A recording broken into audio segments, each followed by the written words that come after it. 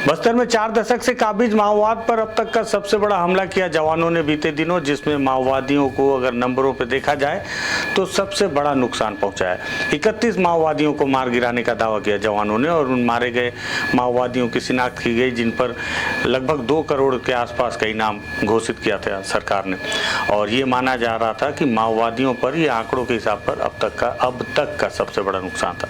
लेकिन हर कोई ये सोच रहा था कि माओवादियों के उनके कोर इलाके में जवानों ने किस तरह से घेरा होगा, किस तरह से इस ऑपरेशन को किया गया होगा, किस तरह से जवान अपने आप को सुरक्षित रखते हुए माओवादियों को इतना बड़ा नुकसान पहुंचाए।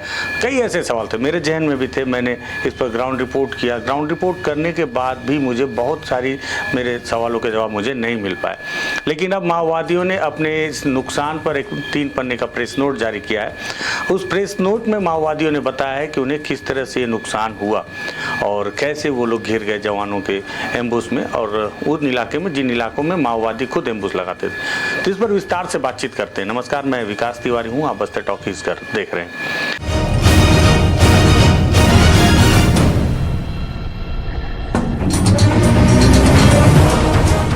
दरअसल हुआ ये कि 4 अक्टूबर को माओवादियों के कोर इलाके में, तुलतुली के इलाके में, जो कि दंतेवाड़ा और नारायणपुर के सीमावर्ती इलाके में अबूझमाड़ का इलाका है, उस इलाके में माओवादियों की एक बड़ी टीम को जवानों ने चारों तरफ से घेर लिया। और घेरने के बाद उन पर इस तरह से हमला किया गया कि माओवादियों को भागने का मौका नहीं मिला। और इसमें उन्होंने अपने एक शीर्ष स्तर की जो माओवादी लीडर है नीति, और उसके साथ कई माओवादी, जिसमें कि लगभग 31 माओवादियों के शव जवानों ने बरामद किए थे, वो मार गिराए। साथ ही साथ आगे चल के जब माओवादियों ने एक प्रेस नोट जारी किया तो उन्होंने बताया कि 31 माओवादियों को मारने का दावा जवानों ने जरूर किया है, लेकिन उनके 35 साथी मारे गए। इसका मतलब कि 4 और माओवादी थे जो पहले घायल तो थे, लेकिन उनकी मौत कहीं अन्यत्र हुई, जिनके शव को जवान बरामद करने में सफल नहीं हो पाए थे। इसलिए पुलिस ने 31 का दावा किया था, लेकिन माओवादियों ने इसे खुद स्वीकार किया कि उनके जो साथी मारे गए हैं उनकी संख्या 35 है। पूरा प्रेस नोट जारी किया। प्रेस नोट आप स्क्रीन पे देख रहे हैं। साथ ही साथ उन्होंने एक वीडियो भी जारी किया। हालांकि वीडियो में उन्होंने यहाँ वहाँ के फोटोग्राफ्स लेके एडिट करके अपने गाने के साथ लगाएं, ये भी आप स्क्रीन पे देख रहे हैं। और ये आप प्रेस नोट देखें 3 पन्नों का, जिसे माओवादियों ने ये जारी किया है, जिसमें उन्होंने लिखा है कि ये जो है बस्तर की भारत की कम्युनिस्ट पार्टी के द्वारा, जिसमें पूर्व बस्तर डिवीजन कमेटी है, 13/10/2024 को ये प्रेस नोट जारी हुआ। और जिसमें उन्होंने बताया कि 4 अक्टूबर 2024 को नारायणपुर दंतेवाड़ा सरहदी इलाकों के गुवाड़ी बोनसोल थुलथुली गांव के बीच जंगल में पुलिस बल और बस्तर फाइटर DRG के साथ मुठभेड़ में उनके 35 जो कॉमरेड हैं वो शहीद हुए। मतलब माओवादियों ने लिखा है कि शहीद हो गए। इस मुठभेड़ को पूर्वी बस्तर डिवीजन कमेटी खंडन करती है कड़ी तरह से। साथ ही साथ उन्होंने अपने मारे गए पूरे 35 जो साथी हैं उनका जिक्र किया है और उनकी जानकारी दी है, जिसमें उन्होंने सबसे बड़ी जो लीडर थी जिस पर 25 लाख का इनाम पुलिस ने बताया, नीति के बारे में जानकारी दी। और उसके साथ सभी की नीति किस तरह से DKSZC सदस्य थी और पूर्व बस्तर डिवीजन कमेटी की सचिव, बीजापुर जिला भैरमगढ़ ब्लॉक इरमगुंडा गाँव की निवासी थी। नीति का नाम मैंने बहुत सुना था, मैंने आपको पहले बताया, और एक बड़ी लीडर थी वो अबूझमाड़ को लेकर। उसके साथ ही उन्होंने अपने मारे गए, ये आप लाइन से देख रहे हैं, मारे गए अपने जो उनके साथी हैं जो उन्होंने जारी किया है, उन 35 लोगों के नाम उन्होंने किया। इसके साथ ही साथ माओवादियों ने अपने इस 3 पन्ने के प्रेस नोट में वो पूरी कहानी बताई है कि किस तरह से वो मुठभेड़ में फंसे और किस तरह से ये मुठभेड़ हुई। तो माओवादियों ने अपने इस प्रेस नोट में, जो आगे आप देख रहे हैं, आप पढ़ भी सकते हैं क्योंकि मैंने इस प्रेस नोट को डाला भी है कि माओवादियों ने क्या कहा, उन्होंने बताया। और साथ ही साथ मैं जब गवाड़ी गांव पहुंचा हुआ था, थुलथुली और गवाड़ी के बीच जहां पर ये मुठभेड़ हुई थी, तो उस इलाके में मैंने ड्रोन के भी कुछ शॉट लिए, तो वो भी आपको समझने में थोड़ा से सहायता प्रदान करेंगे कि उस इलाके की तस्वीर कैसी आप ड्रोन से देख सकते हैं। तो वो तस्वीर भी मैं आपको दिखाऊंगा, तो आपको समझ में आएगा कि वो इलाका, वो जंगल, वो गाँव कैसा है। गवाड़ी गाँव से तस्वीर ली गई है, और क्योंकि वो जो जंगल है वो थुलथुली का जंगल है। दरअसल अबूझमाड़ के अंदरूनी इलाकों में मैंने कई दफे इस बात को देखा है कि वहाँ के गांव के लोग जंगलों को बांट लिया करते हैं। वो जो गांव जंगल है, जिस जंगल मुठभेड़ हुई थी, वो थुलथुली का जंगल है, लेकिन वो गवाड़ी गांव से लगा हुआ था। गवाड़ी गांव में ही हमने रात बिताई थी। तो माओवादियों ने लिखा है कि सुबह 6 बजे रोल कॉल करते वक्त, मतलब कि सुबह 6 बजे रोल कॉल, मतलब वो जो सुबह अपने पीटी ट्रेनिंग करते हैं, माओवादी हमेशा ट्रेनिंग करते हैं सुबह। रोल कॉल करते वक्त चारों तरफ से फटाका आवाज़ आई, चारों तरफ दुश्मन मतलब कि जवान, माओवादी अपने प्रेस नोट में जवानों के लिए दुश्मन शब्द का उपयोग करते हैं। चारों तरफ दुश्मन पहुंचने की जानकारी मिली।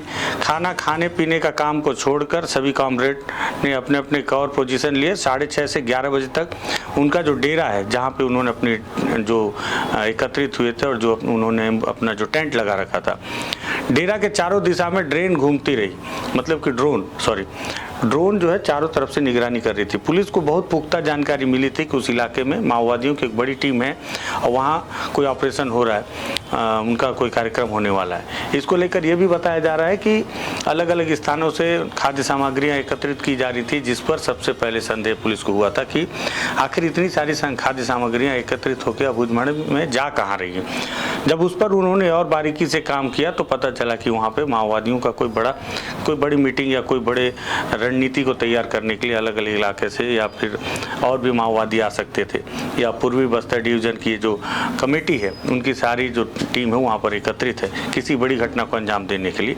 और तब जाके पुलिस ने और बारीकी से इस पर तफ्तीश शुरू की, ड्रोन का भी सहारा लिया, जिसका जिक्र यहाँ पे जो माओवादी वो भी कर रहे हैं। उन्होंने बताया कि 6:30 से 11 बजे तक डेरा के चारों दिशा में ड्रोन घूमते रहे। 10 बजे के समय में रिपोर्ट के लिए गांव भेजे तो गांव जाने के बीच के रास्ते में, वो जो गांव है सबसे पास का गांव गवाड़ी पड़ता है, मैंने गवाड़ी में भी ग्रामीणों से बातचीत की थी तो उन्होंने बताया था कि फोर्स जो है वहां पहुंच चुकी थी और गांव वालों को तफ्तीश करने के बाद कि कौन गांव वाले हैं सबसे बातचीत करके उन्हें गांव में ही रहने की हिदायत दी गई। और उसके बाद वो आगे बढ़ गए और उस इलाके को उन्होंने घेराबंदी कर दी, जो कि माओवादियों का डेरा से गांव के बीच का इलाका था। इसका जिक्र भी माओवादियों ने कहा अपने इस प्रेस नोट में कहा है कि 10 बजे के समय जब वो रिपोर्ट लेने के लिए गांव में अपने किसी साथी को भेजे तो पता चला कि गांव जाने के बीच रास्ते में डेरा को चारों ओर दुश्मन, मतलब कि जो जवान है, रहने की समाचार मिली। मतलब उनका जो इलाका है, टेंट का इलाका, उसको चारों तरफ से घेर लिया गया था।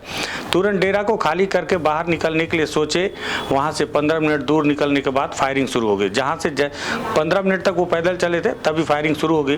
प्रतिरोध करते हुए दूसरी बगल के रिट्रीट होते हुए, मतलब दूसरी ओर चलने की कोशिश की, उस इलाके में भी फायरिंग शुरू हो गई। यहाँ एक महिला कॉमरेड घायल हो गई। उनकी सबसे पहली जो साथी है वो महिला कॉमरेड थी कोई, जो घायल हो गई। और उसके बाद उन्होंने लिखा है कि 15 मिनट दूर निकलने के बाद फायरिंग शुरू हुई। प्रतिरोध करते हुए दूसरे बगल रिट्रीट में यहाँ एक महिला कॉमरेड घायल हुई। दुश्मन के घेराव में फंसने की जानकारी हुई, तब उनको पता चला कि वो जवानों के पूरे एम्बुश में फंस चुके हैं, चारों तरफ से जवान उनको घेर लिए। तुरंत दुश्मन घेराव को तोड़ने, मतलब कि जो जवानों का जो एम्बुश है उसको तोड़ने के लिए एक टीम बनाकर एडवांस हुई, वो आगे निकली और उन्होंने, माओवादियों ने BGL सुरका दागते हुए फायरिंग करते हुए कॉमरेडों ने डटकर लड़े। मतलब जो उनके जो एडवांस टीम उन्होंने बनाई कि एक रास्ता बनाया जाए जहां से उन जवानों के एम्बुश को तोड़कर, चक्रव्यूह को तोड़कर वो बाहर निकलने की कोशिश करें। और लगातार उन्होंने BGL और फायरिंग किया, लेकिन वहाँ पे भी जो है डटकर लड़ते हुए भी दुश्मनों की अंधाधुंध फायरिंग में 8 माओवादी सबसे पहले मारे गए। उन्होंने लिखा है कि अंधाधुंध फायरिंग में 8 कॉमरेड शहीद हुए और 12 कॉमरेड घायल हुए। मतलब 8 माओवादी पहले ही मुठभेड़ में मारे गए और 12 घायल हुए।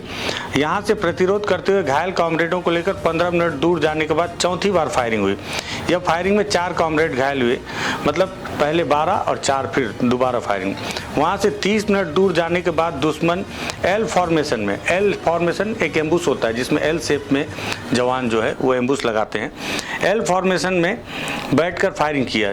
इसमें क्या होता है कि आप क्रॉस फायरिंग में अपने ही फंसने का खतरा कम हो जाता है जब आप L फॉर्मेशन में एम्बुश लगाते हैं, क्योंकि आप आमने सामने अपने ही साथियों को, इस पर मैंने जो पुरानी जो बातचीत हमने जवानों उसके साथ की थी, इस बात पता चली थी कि जवान अपने बैग में, अपने वर्दी में लाल रंग की रिबन बांध कर चलते हैं ताकि उन्हें इस बात की जानकारी रहे कि सामने जो है वो भी उनका साथी है। कई दफ़े माओवादी उन्हें चकमा देने के लिए जवानों के ही ड्रेस में रहते हैं और इसी वजह से L शेप में भी जब एम्बुश लगाया जाता है तो इसमें क्रॉस फायरिंग का खतरा कम हो जाता है। तो इसमें भी वही किया गया। एल फॉर्मेशन में बैठकर फायरिंग किया गया। यहाँ से 2 टीम अलग अलग हो गई, माओवादियों की 2 टीम, और सुबह 11:30 को शुरू हुई फायरिंग रात 9 बजे तक। देखिए, ग्रामीणों ने भी इस बात की जानकारी दी थी कि सुबह 10 से रात लगभग 8-9 बजे तक फायरिंग चली। बजे तक रुक कर 11 बार चली। सुबह से लेकर रात 9 बजे तक 11 बार फायरिंग हुई, अलग अलग इलाके में मुठभेड़ हुई। मुझे जो समझ में आया कि लगभग 5 से 6-7 किलोमीटर के रेडियस में पूरा मुठभेड़ हुई थी, और जिसमें एक इलाके से दूसरे इलाके में जाना, वो भी एम्बुश में फंस रहना, इसमें पूरा समय लग गया। और 11 बार हुई इस मुठभेड़ में माओवादियों ने कहा है कि उनके 14 साथी शहीद हुए और 17 जन कॉमरेडों को अलग अलग जगह से जो घायल हुए, 17 घायल हुए और 14 इसमें पहले ही शहीद हो चुके थे, उनके हिसाब से मारे जा चुके थे। टोटल मिलाकर 31 हो गए, और जो 17 घायल हुए उनको अलग अलग इलाकों से इकट्ठा करके 5 तारीख के सुबह 8 बजे निर्ममता से हत्या किया गया। माओवादियों ने एक तरीके से जवानों पर आरोप लगाया है कि 17 जो माओवादी थे वो मरे नहीं थे, बल्कि घायल थे, लेकिन उन्हें 5 तारीख के सुबह अलग अलग इलाके से, जो अलग अलग जगह पे जो 11 जगह मुठभेड़ हुई, वहाँ से इकट्ठा करके एक जगह पर लाकर फिर उन्हें गोली मारी गई।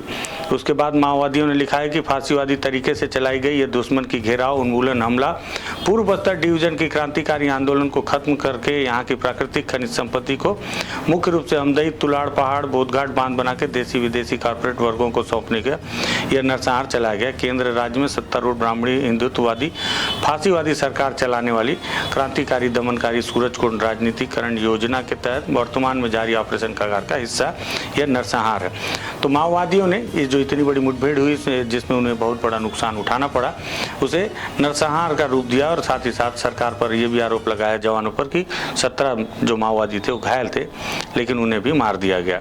साथ ही साथ उन्होंने इसमें यह भी लिखा है कि पैसों के लालच में और डरा धमकाकर मुखबिर बनाया जा रहा है और ये सरकार का षड्यंत्र है। साथ ही साथ उन्होंने अपने मारे गए सभी साथियों को श्रद्धांजलि देते हुए ये 3 पन्ने का प्रेस नोट जारी किया गया है। प्रेस नोट जो है पूर्व बस्तर डिवीजन कमेटी के द्वारा जारी किया गया है 3 पन्नों का। इसमें किसी भी प्रवक्ता का नाम नहीं है, सीधे बस्तर के पूरी बस्तर जो डिवीजन उनका जिक्र है। तो इस तरह से ये पूरी मुठभेड़ हुई। आप ड्रोन शॉट में भी आप देख रहे हैं। जब मैं वहाँ गया हुआ था तो मेरे जहन में भी ये सवाल उठ रहा था बार बार कि मुठभेड़ हुई कैसे होगी, क्योंकि 31 माओवादी मारे गए थे सरकारी रिपोर्ट के अनुसार। हालांकि माओवादियों ने भी इस बात को स्वीकार किया कि 31 नहीं 35 माओवादी मारे गए हैं, और वो इलाका में जो पूरी तरह से माओवादियों के लिए अनुकूल था, वहाँ पर पहाड़ भी हैं, जंगल भी हैं घने, और उस इलाके से भली भांति माओवादी परिचित हैं क्योंकि रोज उनका डेरा उस इलाके में रहता है। ये भी बताया जा रहा है उस इलाके में माओवादियों में जो नीति है, उसने 1 या 2 दिन पहले वहाँ पर एक बड़ी बैठक भी आयोजित की थी ग्रामीणों की। उसके बावजूद वो कैसे फंसे होंगे। मैं उस इलाके में गया था, चूंकि ग्रामीण खुलकर कुछ बात बताते नहीं हैं, और जो मैंने समझने की कोशिश की वो मैंने आपको अपने पुराने वीडियो में समझाने की कोशिश भी की, लेकिन अब जब प्रेस नोट आया तब जाकर पता चला। हालांकि इस बात का अंदेशा मुझे भी पहले था कि अब जो है, इसके पहले जो 25 पन्ने का या 20 पन्ने का एक प्रेस नोट माओवादियों ने जारी किया था, उसमें उन्होंने बताया था कि जवान जो है अब नई रणनीति से ऑपरेशन करते हैं, कॉर्डन सर्चिंग एंड किल। सबसे पहले वो इस इलाके को कॉर्डन कर लेते हैं, घेर लेते हैं पूरी तरीके से। इस तरह से घेरा जाता है कि वहाँ से एक भी व्यक्ति उनकी मर्जी के बगैर बाहर नहीं जा सकता।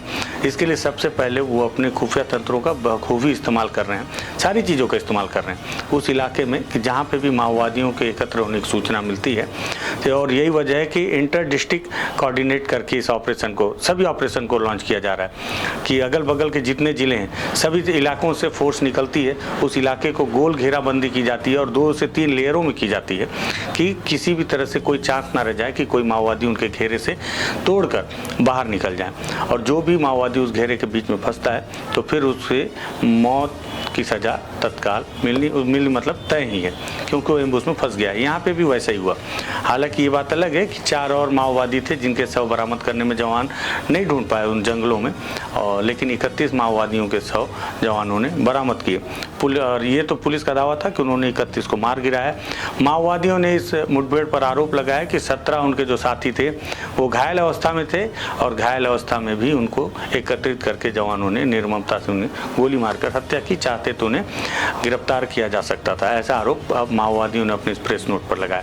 हालांकि ये माओवादियों का प्रेस नोट है, तो इस पर सरकार इस प्रेस नोट को कितना संज्ञान मिलेगी ये तो सरकार ही जाने। और अगर संज्ञान में लेगी, क्या इसकी जांच होगी, ये भी सरकारी जाने। ये भी हो सकता है कि इसे, क्योंकि माओवादियों की जो पार्टी है उसे हमारे लोकतांत्रिक इस देश में बैन करके रखा गया है, तो उनके द्वारा जारी किए गए इस प्रेस नोट पर भी मुझे नहीं लगता कि सरकार किसी तरह की कोई जांच करवाती है। और ग्रामीणों ने साफ तौर पर इस बात की जानकारी दी ऑफ द रिकॉर्ड कि पहले दिन की 31 जो माओवादी मारे गए थे उसमें कोई भी ग्रामीण नहीं था, सारे माओवादी थे। और अब माओवादियों ने भी इस बात को स्वीकार करते हुए 35 का नाम दिया है। तो उन्होंने इस बात की पुष्टि की है कि ये जो मुठभेड़ हुई इसमें जितने भी लोग मारे गए, क्योंकि इसके पहले कई रिपोर्ट होते हैं, कई दर्शक हमारे आते हैं कमेंट करते हैं, मैं जवाब नहीं दे पाता हूं, उनका देना भी जरूरी नहीं समझता ऐसे लोगों को। लेकिन कई बार लोग बोलते हैं कि अब ये मुठभेड़ हुई है, अब विकास तिवारी जाएंगे और इस मुठभेड़ को फर्जी करार देकर आएंगे। मैं कौन होता हूँ, मैं तो न्यायालय हूँ नहीं। हाँ, लेकिन ये है जो ज़मीन पर दिखेगा वो ज़रूर बताऊँगा। ज़मीन पर अगर ये दिखेगा, अगर कोई ग्रामीण बताता है कि जो लोग मारे गए हैं उसमें अगर 3 माओवादी थे और 2 ग्रामीण थे, तो उनकी बात भी रखना जरूरी है। आप शहरों में बैठकर सोचते हैं कि जंगल में हर कोई माओवादी, ऐसा नहीं है। जंगल में आदिवासी रहते हैं, वहाँ पर बंदूक का डेरा है, कभी जवानों के बंदूक का, कभी माओवादियों के बंदूक का, दोनों ही बंदूकें वहाँ पर इंटर करती हैं। और इस बीच कौन मारा जा रहा है, कौन मार रहा है, किसी को कुछ नहीं पता। लेकिन आवाज़ सबकी आनी चाहिए, इसलिए हम बस्तर टॉकीज़ में हर किसी की बात को रखने की कोशिश करते हैं। हमारी मंशा ये नहीं होती कि जवान वहाँ मीलों पैदल चलकर जा रहे हैं, अपनी जान जोखिम में डालकर जा रहे हैं, मुठभेड़ हो रही है और उनकी मुठभेड़ पर हम उन्हें फर्जी करार दे दें। जो भी वस्तु स्थिति होती है उसे आपके सामने रखने के लिए मैं भी उतने किलोमीटर चलता हूँ। कई दफ़े मेरी किस्मत अच्छी होती है कि बाइक से चलता हूँ, या कई दफ़े मैं भी पैदल ही चलता हूँ। कोशिश मैं भी करता हूँ, मेहनत मैं भी करता हूँ, और इसके लिए मैं कोई सरकार से तनख्वाह भी नहीं लेता। इसलिए कि जो बात हो निकल कर सामने आए, हर किसी को पता चले क्या हो रहा है। माओवाद को समाप्त किया जा रहा है, और समाप्त करने के पीछे कहीं ऐसा ना हो कि आदिवासियों के साथ भी कुछ गलत हो जाए, क्योंकि माओवादियों और सरकार की अपनी लड़ाई है। उन दोनों की लड़ाई के बीच में आदिवासी ना बेवजह पिस जाएं, इसलिए हर किसी की बात को रखने की कोशिश। और माओवादियों की बातचीत को भी मैं इसलिए रखने की कोशिश करता हूं क्योंकि सरकार बोलती है कि वो माओवादियों से बातचीत करने को तैयार है। अगर सरकार माओवादियों से बातचीत करने को तैयार है तो माओवादियों की बात को भी प्लेटफॉर्म पर रखना जरूरी है। पता तो चले कि माओवादी क्या बोल रहे हैं, सरकार क्या बोल रही है। हो सकता है कि बातचीत का कोई निष्कर्ष निकले और बेवजह लोगों की मौत का आंकड़ा कम हो जाए। जो बेवजह मौत का आंकड़ा बढ़ रहा है वो कम हो जाए, रुक जाए, थम जाए, खून बहना बंद हो जाए। अगर बेवजह खून बहाए बिना अगर शांति से बातचीत हो जाए तो क्या बुरा है। एक कोशिश है, इसलिए सबकी बात रखी जा रही है। और ये जो मेरे जहन में एक बड़ा सवाल था कि कैसे हुई होगी वो मुठभेड़, उस पर माओवादियों ने एक बड़ा खुलासा किया है। तो मुझे लगा ये भी मुझे अपने दर्शकों को बताना चाहिए। मैंने इस पर ग्राउंड रिपोर्ट किया, सारे एंगल से तस्वीरें दिखाने की कोशिश की। ये भी एक महत्वपूर्ण एंगल था, इसलिए इस वीडियो को तैयार किया गया है। अगर आपको लगे बातचीत बहुत महत्वपूर्ण है तो आप इसे शेयर कर दीजिएगा। लगे कि तार्किक बातचीत हो रही है बस्तर टॉकीज में, तो बस्तर टॉकीज को सब्सक्राइब कीजिएगा। धन्यवाद।